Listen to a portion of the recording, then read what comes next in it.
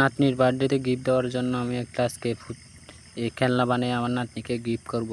দেখুন, এটা লাভার দিয়ে বেড়াইয়া দিব আমি এখন। কিরে দাদু, এখানে তুমি কি করতেছো? আরে না, আমার নাতনির বার্থডেতে গিফট দেওয়ার জন্য একটা খেলনা পাইছি, ওটা এখন দিব।